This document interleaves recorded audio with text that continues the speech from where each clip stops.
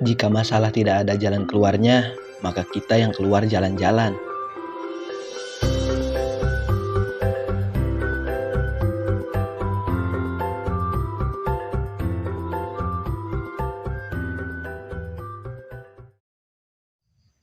Oke, siap, OTW.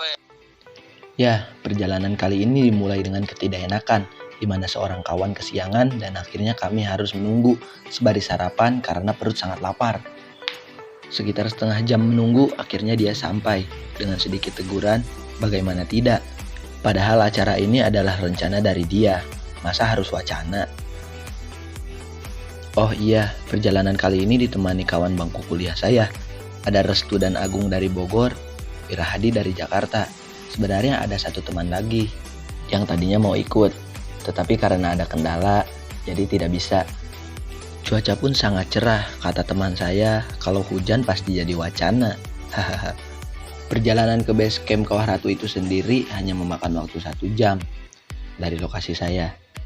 Oh iya, tidak lama saya diberhentikan, suruh bayar 25.000, katanya ketetapan dari Pemda. Yang buat saya heran kenapa harus saya doang, sedangkan yang lain santai saja. Lagian jika bicara plat nomor, plat saya F. Saat mengisi bensin pun saya bertanya kepada si ibu, katanya bayar biasanya.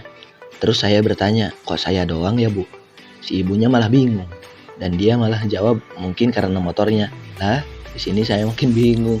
Aduh, tapi tidak apa-apa, toh tidak terlalu besar juga. Kalau bayarnya 1 juta, mungkin baru saya perpanjang. Keluar di Latir Ustadz Restu. Hai. Say hi. Besok kita beli apa ya? Assalamualaikum. Jadi hari ini kita di Bedeng. Bentar lagi sampai sih kata teman-teman saya. Soalnya saya pertama kali, jadi nggak tahu. Padahal orang lokalan Bogor nih, tapi nggak tahu kesini. Parah. Jadi hari ini kita jajan narko. Tahu kan narko? Dede, tad ditraktir nih tad. Apa gila tuh? Benar saja, selang 3 menit dari warung kami sampai di parkiran. Saya sempat berpikir negatif kepada si mamang baju kuning itu. Saya kira mau minta uang lagi, tapi ternyata kita diberi arahan. Maaf ya mang.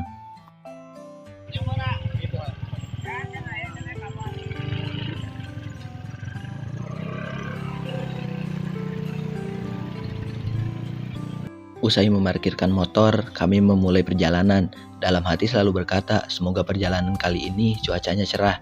Sebenarnya ini acara dadakan, tetapi perasaan saya kalau ngedadak pasti selalu jadi. Karena kalau direncanakan dari jauh-jauh hari, suka banyak pertimbangan, akhirnya nggak jadi.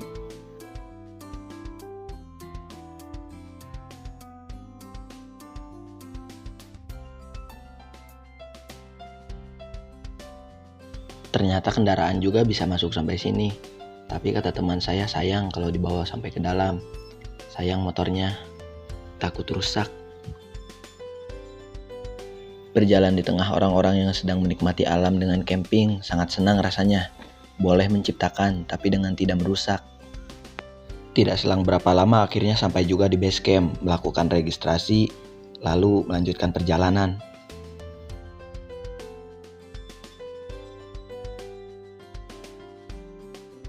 Kawan saya yang dari Jakarta ini katanya malas kalau main ke hutan. Karena kami paksa akhirnya mau juga. Lagian sesekali tidak apa-apa, karena hidup bukan soal bertemu dengan manusia saja, dan bukan dengan Tuhan saja, hutan juga.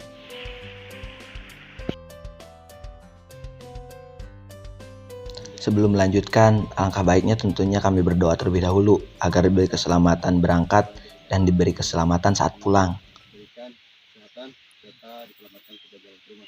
Berdoa dimulai. Saya selalu teringat kata-kata dari guru saya. Katanya orang yang tidak mau berdoa itu orang yang sombong. Astagfirullahaladzim. Saya rasa dengan apa yang saya injak sudah tidak aneh. Ya betul, batu. Trek batu sudah pasti menemani perjalanan kita ketika ke gunung. Lagian saya juga diciptakan dari tanah. Mungkin batu sudah menjadi bagian dari sahabat saya. Trek batu pun seketika berubah menjadi tanah. Mungkin tanah yang sudah terguyur hujan, jadi agak lembab. Karena terlalu fokus UAS di kampus, mungkin sekarang saya jarang olahraga. Sampai napas pun ngos-ngosan. Parah, kerasa banget. Kami pun semakin dalam masuk ke hutan. Ternyata di perjalanan kali ini cuaca sangat mendukung. Matahari terbit sangat panas. Kawan saya yang dari Jakarta pun bilang, capek katanya. Ya sudah, kami tidak ambil resiko. Kami beristirahat sejenak. Seperti pada umumnya, jika ada yang menderita pasti selalu divideokan untuk dibuat instastory mungkin. Aduh, parah nih Ustadz nih. Udah setengah jam ya jalan ya? Belum. Oh, Gila, baru 100 meter. ngerasa baru ini. Tingginya 900. Setelah meminum air mineral yang ada manis-manisnya, tubuh serasa segar kembali. Kami melanjutkan kembali perjalanan. Tentu saja, semakin jauh perjalanan, semakin lelah. Kayak kamu aja, semakin lama jalan sama dia, bukannya searah, malah pisah. Aduh. Halo. Subscribe Imam. Subscribe. Jangan lupa subscribe ya. Kawan saya pun bilang pengen cuci muka dulu. Gerah katanya, ya sudah, tidak apa-apa. Di tengah perjalanan pun bertemu dengan pendaki yang sudah berumur. Hebat, walaupun umurnya yang tidak muda, tetapi jiwanya tetap muda.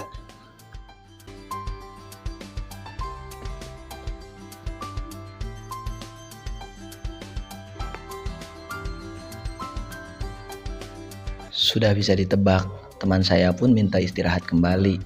Tidak apa-apa, kita maklumi. Ada yang tahu ini apa? Semenit. Ini makanan ular Nokia. Ular sih. Ular Nokia, ada yang tahu ular Nokia? Yang tahu masa kecilnya bahagia pokoknya. Teman saya bilang itu istirahat terakhir katanya. Ya sudah, coba kita buktikan. Selang beberapa saat saya pun menemukan mata air. Saya pun meminumnya. Selain segar juga mengirit persediaan air minum yang ada di dalam tas. Seketika jalanan pun menjadi becek. Kata teman saya, sebentar lagi sampai. Ya sudah, semangat. Karena sebentar lagi sampai, kami pun memutuskan tidak istirahat. Kata teman saya, tidak jauh lagi.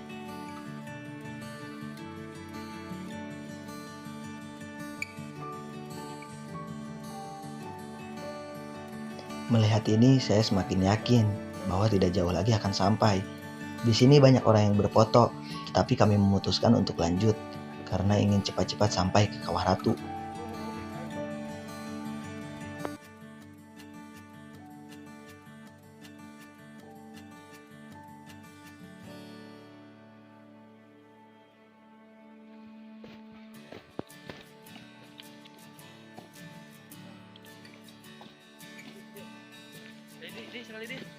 Sekali birit. Tentu saja, selang beberapa saat kami sampai di Kawah Mati. Tetapi hanya sebentar saja berfoto, kami langsung melanjutkan karena tidak sabar ingin segera ke Kawah Ratu. Ingin segera sampai, ingin segera menikmati. Mantap.